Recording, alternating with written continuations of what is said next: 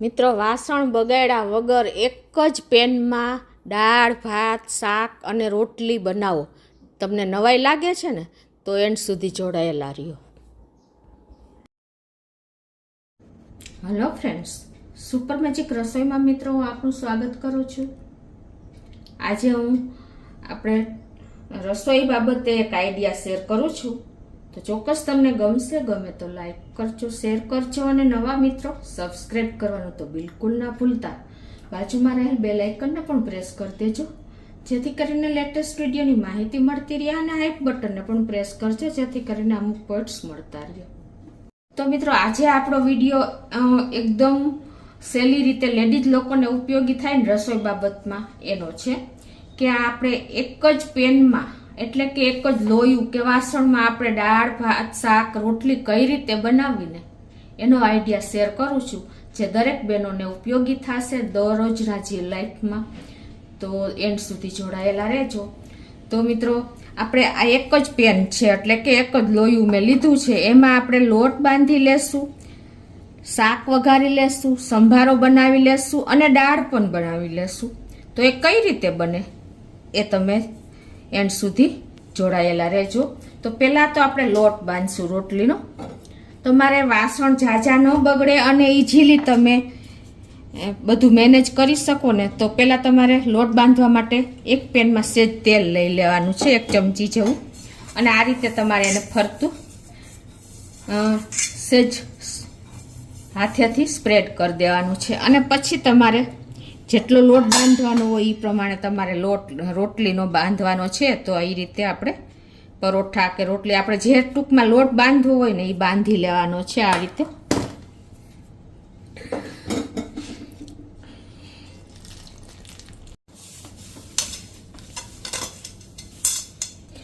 તો આ રીતે જો આપણું પેન પણ ચોખ્ખું જ છે અને આપણો લોટ પણ બંધાઈ ગયો છે ને. આ રીતે તમે સેજ પેન એટલે કે લોયામાં તમે તેલ લગાવી અને લોટ બાંધશો ને એટલે તમારે કોઈ પ્રોબ્લેમ નહીં આવે. તમારું લોયું ક્લીન જ રહેશે. તમને ખ્યાલ આવી ગયો? જો આ રીતે જો આપણે લોટ બાંધી લીધો, બરાબર. હવે આ જ પેનમાં આપણે પેલા સંભારો કરી લેશું તૈયાર. એટલે આ જ પેનમાં આપણે ગેસ ઓન કરી અને સંભારો બનાવવા માટે તેલ ગરમ મૂકી દેશું. આપણું તેલ ગરમ થઈ ગયું છે.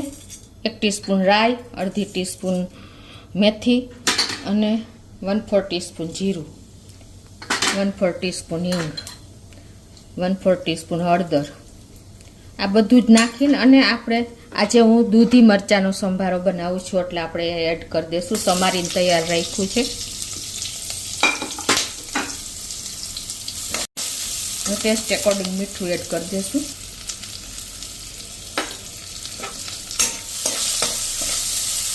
તો આ રીતે જો આપણો સંભારો પણ કૂક થઈ ગયો છે તો આપણે એને વાસણમાં લઈ લેશું.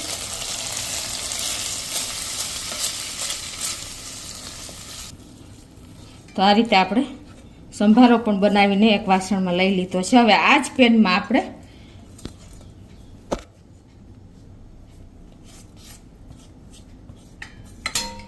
આમાં જ આપણે વઘાર કરી લેશું દાળનો. તો ગેસ ઓન કરી અને 1 ચમચી જેવું તેલ મૂકીને દાળનો વઘાર બનાવી લઈએ. તેલ પણ દાળ માટેનું ગરમ થઈ ગયું છે. 1 ટીસ્પૂન જેવું આખી મેથી, તજ લવિંગ અને બાદિયા, અડધી ટીસ્પૂન રાઈ, 1/4 ટીસ્પૂન હિંગ અને આપણે દાળનો વઘાર કરી લઈશું. દાળમાં જ આપણે હળદર નાખી દેવાની એટલે તમારો વઘારમાં ક્યારેય દાળમાં દાજે નહીં. તો એને આપણે આ રીતે નાખી દેશું. જો આપણી દાળ પણ ઉકળી ગઈ છે તો આપણે એને સર્વિંગ બાઉલમાં કાઢી લઈએ.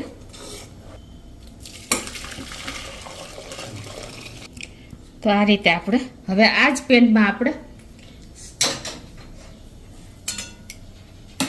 શાકનો વઘાર કરી લેશું. તો શાક પ્રમાણે આપણે તેલ મૂકી દેશું. આપણે આ જ પેનમાં આપણે તેલ પણ ગરમ થઈ ગયું છે અને 1 ટીસ્પૂન જેવું જીરું નાખીને 1/4 ટીસ્પૂન રાઈ, 1/4 ટીસ્પૂન હિંગ અને 1/4 ટીસ્પૂન હળદર નાખીને આપણે શાક બનાવી લેશું. આ રીતે આપણે મરચાના કટકા કર્યા છે એ નાખી દેશું. અત્યારે હું સૂકી ભાજી બનાવું છું. ટમેટા નાખી દેશું, આદુ નાખી દેશું.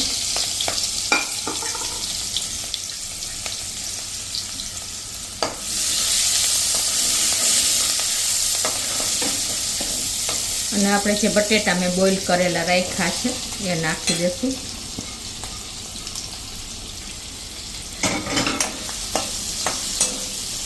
અને હવે આ રીતે આપણે શાકમાં ટેસ્ટ એકોર્ડિંગ મીઠું પણ નાખી દઈએ.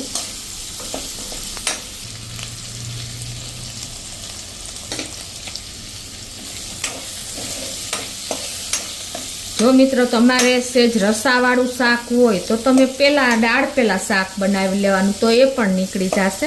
પણ અત્યારે હું સૂકી ભાજી બનાવું છું એટલે છેલ્લે મેં રાખી સૂકી ભાજી, કેમ કે બટેટા બોઇલ કરેલા હોય થોડાક તળીએ બેસે તો પાછું તમારે આ લોયું સાફ કરવું પડે. એટલે નાની નાની સૂઝબૂઝ રાખીને આ કામ કરશો ને તો તમારા વાસણ ઝાઝા નહીં બગડે. તો આ રીતે જો આપણું શાક પણ તૈયાર થઈ ગયું છે. હવે શાકને તમે આના પેનમાં રાખો તો પણ ચાલે. બરાબર, તમને ખ્યાલ આવી ગયો મિત્રો કે આજે મેં તમારી સાથે શું આઈડિયા શેર કર્યો, કે આ એક જ પેનનો આપણે ઉપયોગ કર્યો.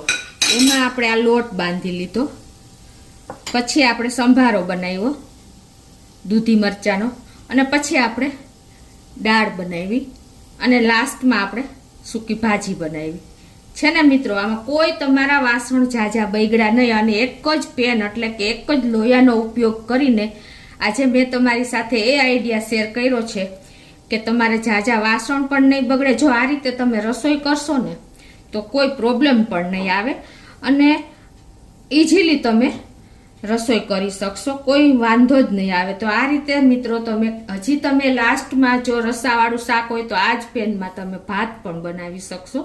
પણ કુકરમાં આપણે દાળ બનાવી હોય ત્યારે ભાત બની જ ગયા હોય ઓલરેડી સાથે. તો મિત્રો ચોક્કસ દરેક બહેનોને આ આઈડિયા ઉપયોગી થશે દરરોજ લાઈફમાં, કે કઈ રીતે આપણે ઓછા વાસણમાં રસોઈ બનાવી, એટલે કે એક જ પેનમાં રસોઈ બનાવી શકીએ ને એનો આઈડિયા શેર કર્યો છે. તો મિત્રો આ રીતે જો આપણે વાસણો ઝાઝા નીકળતા હોય, ઘણી બહેનો એક એક પેનમાં વઘાર કરતા હોય છે. એક પેનમાં શાક બનાવે, એક પેનમાં સંભારો, દાળ, એ બધું અલગ અલગ વાસણમાં તમે બનાવો છો ને તો વાસણના ઢગલા થઈ જાય છે. અને સાફ કરવાવાળા બહેનો રેગ્યુલર હોતા નથી, ત્યારે આપણે એકદમ કંટાળી જઈએ છીએ. તો આ રીતે તમે એક મેથડ અપનાવશો ને તો એન્ડ સુધી તમને કંટાળો નહીં આવે. તો ચોક્કસ દરેક બહેનોને આ ઉપયોગી છે. ગમે તો લાઈક કરજો, શેર કરજો, અને નવા મિત્રો સબસ્ક્રાઈબ કરવાનું તો બિલકુલ ના ભૂલતા.